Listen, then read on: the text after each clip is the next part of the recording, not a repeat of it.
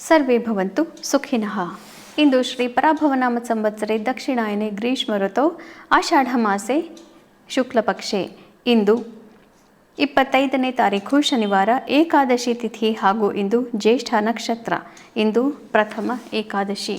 ಇದು ಬಹಳ ವಿಶೇಷವಾದಂತಹ ದಿನ. ಇಂದು ಮುದ್ರಧಾರಣೆಯನ್ನು ಎಲ್ಲರೂ ಮಾಡಿಕೊಳ್ಳುತ್ತಾರೆ ವೈಷ್ಣವರು.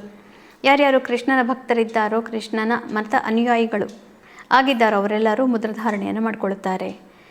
ಯಾರ್ಯಾರು ಈಗ ಭಗವದ್ಗೀತೆಯನ್ನು ಈ ಮೂಲಕ ಕೇಳ್ತಾ ಇದ್ದೀರಿ ಅವರು ಕೂಡ ಅದನ್ನು ಮಾಡಿಕೊಳ್ಳಬಹುದು. ಇದರ ಬಗ್ಗೆ ವಿಡಿಯೋದ ಕೊನೆಯಲ್ಲಿ ನಾವು ಮಾಹಿತಿಯನ್ನು ಕೊಡ್ತೇವೆ. ಇಂದಿನ ಭವಿಷ್ಯವನ್ನು ನೋಡೋಣ. ಇಂದು ಜ್ಯೇಷ್ಠ ನಕ್ಷತ್ರ, ಅದರ ಅಧಿಪತಿ ಬುಧ. ಹೀಗಾಗಿ ಎಲ್ಲರಿಗೂ ಕೂಡ ಮನಸ್ಸಲ್ಲಿ ಇವತ್ತು ಚಂಚಲತೆ ಸಾಧ್ಯ. ಮೇಷರಾಶಿಯವರಿಗೆ ಸ್ವಲ್ಪ ಕಷ್ಟಕರವಾದಂತಹ ದಿವಸ. ಮಾತಿನಲ್ಲಿ ಮತ್ತು ನಿಮ್ಮ ಮನಸ್ಸಿನಲ್ಲಿ ಚಂಚಲತೆ ಇರುತ್ತೆ ಮತ್ತು ನಿಮಗೆ ಮನಸ್ಸಿಗೆ ಕ್ಲೇಶವಾಗುವಂತಹ ಸಂದರ್ಭಗಳನ್ನು ಇವತ್ತು ನೋಡಬೇಕಾಗಿ ಬರಬಹುದು. ದಾಂಪತ್ಯದಲ್ಲಿ ಮತ್ತು ಪಾರ್ಟ್ನರ್ಶಿಪ್ಗಳಲ್ಲಿ ಸ್ವಲ್ಪ ನಿಮಗೆ ಕಷ್ಟ. ವೃಷಭ ರಾಶಿಯವರಿಗೆ ಒಳ್ಳೆಯ ದಿನಗಳು ಮುಂದುವರಿತಾ ಇದೆ. ಎಲ್ಲದರಲ್ಲೂ ಯಶಸ್ಸು. ಬೇರೆಯವರಿಂದ ನಿಮಗೆ ಇಂದು ಸೌಹಾರ್ದ ಯಶಸ್ಸು ಪ್ರಾಪ್ತಿ.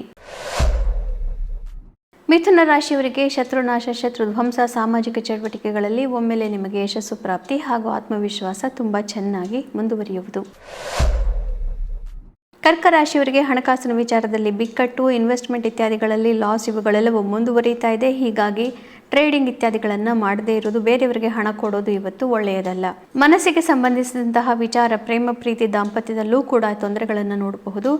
ಕೆಲಸದಲ್ಲಿ ಮಾತ್ರ ನಿಮ್ಮ ಬುದ್ಧಿವಂತಿಕೆಯಿಂದ ಇವತ್ತು ನೀವು ಯಶಸ್ಸನ್ನು ನೋಡಬಹುದು. ಸಿಂಹರಾಶಿಯವರಿಗೆ ಮನೆಯ ತಾಪತ್ರಯ ಹಾಗೂ ಆಸ್ತಿಪಾಸ್ತಿ ವಿಚಾರಗಳ ತೊಂದರೆ, ಮನೆಯಿಂದ ದೂರ ಇರಬೇಕಾಗಿ ಬರಬಹುದು.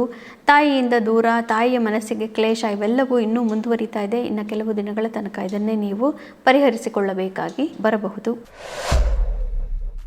ಕನ್ಯಾ ರಾಶಿಯವರಿಗೆ ಉತ್ತಮವಾದಂತಹ ದಿವಸ. ನಿಮ್ಮ ಮಾತುಕತಿನ ಚಟುವಟಿಕೆಗಳಿಂದ ನೀವು ಎಲ್ಲರನ್ನೂ ಇವತ್ತು ಗೆಲ್ಲಬಹುದು. ನೀವು ಹೇಳೋದನ್ನು ಕೇಳೋದಕ್ಕೆ ಎಲ್ಲರೂ ತಯಾರಾಗಿರ್ತಾರೆ. ಹೀಗಾಗಿ ನೀವೊಂದು ಸೆಲೆಬ್ರಿಟಿ ಥರ ಇವತ್ತು ಭಾಷಣವನ್ನು ಕೊಟ್ಟರೂ ಕೂಡ ಬೇರೆಯವರು ಕೇಳೋದಕ್ಕೆ ಸಿದ್ಧವಾಗಿರ್ತಾರೆ. ತುಲಾ ರಾಶಿಯವರಿಗೆ ಹಣಕಾಸಿನ ತೊಂದರೆಗಳು ಇನ್ನೂ ಮುಂದುವರಿತಾ ಇದೆ. ಆದರೆ ಮನೆಯಲ್ಲಿ ಕುಟುಂಬದವರಿಂದ ಮಾತ್ರ ನೀವು ಸೌಹಾರ್ದವನ್ನು ನೋಡಬಹುದು. ಹೀಗಾಗಿ ಅವರನ್ನು ಬಹಳ ಚೆನ್ನಾಗಿ ಮಾತನಾಡಿಸಿಕೊಂಡಿರೋದು ಒಳ್ಳೆಯದು. ವೃಶ್ಚಿಕ ರಾಶಿಯವರಿಗೆ ಉತ್ತಮವಾದಂತಹ ದಿವಸ. ಹಿಂದಿನ 3-4 ದಿನಗಳಲ್ಲಿದ್ದಂತಹ ನೋವುಗಳು, ತೊಂದರೆಗಳು ಎಲ್ಲ ಪರಿಹಾರವಾದಂತೆ ಮನಸ್ಸಿಗೆ ಭಾಸವಾಗಿ ಮುಂದೆ ಏನು ಮಾಡಬೇಕು ಅನ್ನುವಂತಹ ಮಾರ್ಗದರ್ಶನ ಪ್ರಾಪ್ತಿ. ಧನು ರಾಶಿಯವರಿಗೆ ಸ್ವಲ್ಪ ಕಷ್ಟಕರವಾದಂತಹ ದಿವಸ. ಮುಖ್ಯವಾದಂತಹ ಮಿತ್ರತ್ವ ಮತ್ತು ಮುಖ್ಯವಾದಂತಹ ಕೆಲವೊಂದು ಸಂದರ್ಭ, ಕಾರ್ಯಕ್ಷೇತ್ರದ ಸಂದರ್ಭಗಳಲ್ಲಿ ಯಾವುದೋ ನಿಮ್ಮ ಪರವಾಗಿ ನಡೆಯೋದಿಲ್ಲ. ಹೀಗಾಗಿ ಇಂದು ಮುಖ್ಯ ನಿರ್ಧಾರಗಳು ಬೇಡ. ಮಕರ ರಾಶಿಯವರಿಗೆ ಅತ್ಯುತ್ತಮವಾದಂತಹ ದಿವಸ. ಮನಸ್ಸಿಗೆ ನೆಮ್ಮದಿ, ಇಷ್ಟಾರ್ಥ ಸಿದ್ಧಿ, ಬಂಧು ಬಾಂಧವರಿಂದ ಮತ್ತು ನಿಮ್ಮ ಪ್ರೀತಿ ಪಾತ್ರರಿಂದ ಧನಾಗಮ. ಕುಂಭರಾಶಿಯವರಿಗೆ ಕಾರ್ಯಕ್ಷೇತ್ರದ ಯಶಸ್ಸು ಮುಂದುವರಿತಾ ಇದೆ. ಹೊಗಳಿಕೆ ಎಲ್ಲವೂ ಮುಂದುವರಿತಾ ಇದೆ. ಹೀಗಾಗಿ ಮನಸ್ಸಿಗೆ ಅತ್ಯಂತ ಸಂತೋಷ. ಮೀನರಾಶಿಯವರಿಗೆ ಮಾರ್ಗದರ್ಶನ ಪ್ರಾಪ್ತಿಯಾಗಿದೆ. ಭಗವಂತನ ಆಶೀರ್ವಾದ ಪ್ರಾಪ್ತಿಯಾದಂತೆ ಮನಸ್ಸಿಗೆ ಧನ್ಯತೆ ಪ್ರಾಪ್ತಿಯಾಗಿದೆ. ಹೀಗಾಗಿ ಆಧ್ಯಾತ್ಮಿಕವಾಗೂ ಕೂಡ ಪ್ರಗತಿಯನ್ನು ನೋಡಬಹುದು.